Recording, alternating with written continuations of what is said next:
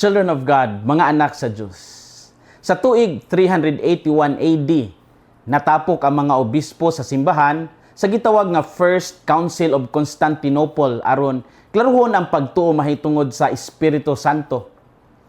Niadtong panahon na naay grupo nga gitawag nga Pneumatomachi. Akong usbon, Pneumatomachi. Nga ang pasabot, fighters against the Holy Spirit. O mao ni sila ang mga nisupak sa pagka-Diyos sa Espiritu Santo. Kini nga grupo nagtuo nga ang Espiritu Santo dili tinuod nga Diyos, kundili usa lamang ka gahom sa Diyos o binuhat sa Diyos. Nan kining sayop nga pagtulunan nakahatag og dakong kalibog sa daghang Kristiyanos. Ug tungod niini naningkamot ang simbahan nga panalipdan ang tinuod nga pagtuo nga gitugyan sa mga apostoles. Didto sa Council of Constantinople, gipahayag nga ang Espiritu Santo usa ka tinuod nga persona sa balaang Santissima Trinidad o the Lord, the Giver of Life. Gidugang usab sa creed ang mga pulong nga atong ginadeklara matag Domingo mahitungod sa Espiritu Santo.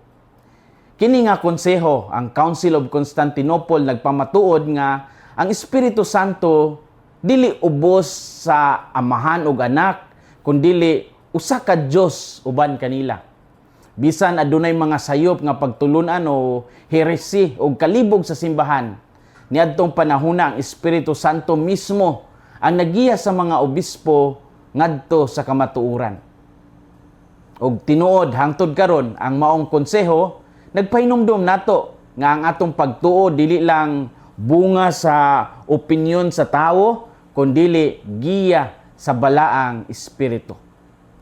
Ang ebanghelyo karong adlaw nagpadayag nga ang Espiritu Santo mao ang maggiya sa mga tinun-an ngadto sa tibuok kamatuoran o magpadayon sa misyon ni Kristo sulod sa simbahan. Unsa may makutlo nato karong adlaw? Unang punto, ang Espiritu Santo mo ang maggiya sa simbahan ngadto sa tibuok kamatuoran. Sa ebanghelyo makita nato nga daghan pauntang isulti si Jesus apan dili paandam ang mga tinun-an sa pagsabot niining tanan. Mao nga nisaad siya nga ang Espiritu Santo mo'y mupadayon sa pagtudlo ug paggiya kanila. Mingon si Jesus, when the Spirit of truth comes, He will guide you to all truth. John 16:13. Sa binisaya nga hubad sa pag-abot sa Espiritu sa kamatuoran, siya maggiya kaninyo ngadto sa tibuok kamatuoran. Kini nga saad ni Jesus importante kaadyo kay nagpasabot ni nga ang simbahan dili pasagdan sa kalibog ug sayop nga pagtulunan. Bisan sa daghan nga mga siglo o daghang kontrobersya, ang Espiritu Santo nagpadayon sa pagtabang sa simbahan aron mapreserbar ang tinuod nga pagtuo. Kung wala ang Espiritu Santo, dali ra unta mga guba ug magbahin-bahin ang simbahan tungod sa daghan nga mga opinyon sa tao. Daghang mga tao ron ang nagtuo nga mahimo nilang hubaron ang pagtuo, sumala sa ilang gusto.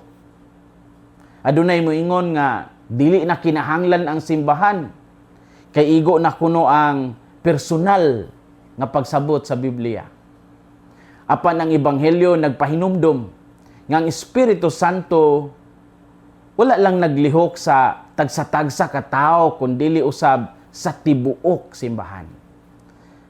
Mao nga importante ang pagpaminaw sa pagtulunan sa simbahan ug sa mga magbalantay niini. Ang Espiritu Santo naglihok usab sa atong personal nga kinabuhi. Siya mao ang naghatag nato og kaalam sa paghimo sa husto nga desisyon og kusog sa paglikay sa sala.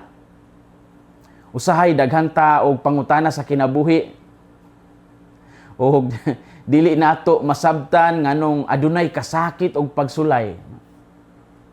Apan kung kita magampo ug maminaw sa Espiritu Santo, hinay-hinay kitang madalang ngadto sa kahayag sa kamaturan.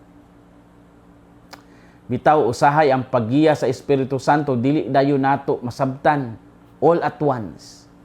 Adunay mga panahon nga ang usa ka tawo moagi sa og mga kasakit og daghang kapildihan, apan sa ulahi makita niya nga gigamit day kini sa Dios alang sa mas dako nga kaayuhan ug katuyuan. Sama sa mga apostoles sa kaniadto nga wala makasabot sa krus, apan sa ulahi nasabtan nila ang kahulugan ini pinaagi sa Espiritu Santo. Mausab kita karon nga usahay maglibog nata sa kahintang, atong kahintang, apan ang Ginoo adunay mas lawom nga plano alang kanato. Ang importante mao ang pagsalig ug pagpadayon sa pagtuo. Ang Espiritu Santo mao ang maggiya sa simbahan ngadto sa tibuok kamatuoran. Ikaduhang punto, ang Espiritu Santo nagdasig sa simbahan sa pagwali sa ebanghelyo o pagdala sa mga tao ngadto sa kaluwasan.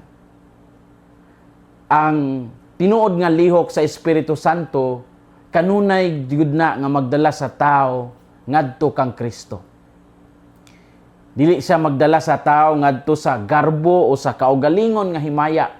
Ang Espiritu Santo dili sentro sa pagdaig sa kaugalingon kundi magtudlo ngadto kang Hesus. Mao nga kun ang usa ka tawo tinuod nga puno sa Espiritu Santo, makita kini sa iyang pagkamapaubsanon o gugma kang Kristo. Daghang tao karon ang gusto mahimong center of attention o pagdayig. Ang kalibutan nagtudlo nga kinahanglan permitang mailhan o mapasidunggan. Apan ang Espiritu Santo nagtudlo sa laing dalan nga mao ang pagpaubos o pag-alagad. Kung kita mubuhat og maayo, dili aron daygon sa uban, kun dili aron mahatagan og himaya ang Dios. Ang usa ka tawo nga puno sa Espiritu Santo dili manghambog sa iyang talento o kabalaan. Hinuon iyang gamiton ang tanan aron madala ang uban ngadto kang Kristo. Mao nga kinahanglan susihon nato ang atong mga motibo sa tanan natong gibuhat. Ang Espiritu Santo nagdasig sa simbahan sa pagwali sa ebanghelyo ug pagdala sa mga tao ngadto sa kaluwasan.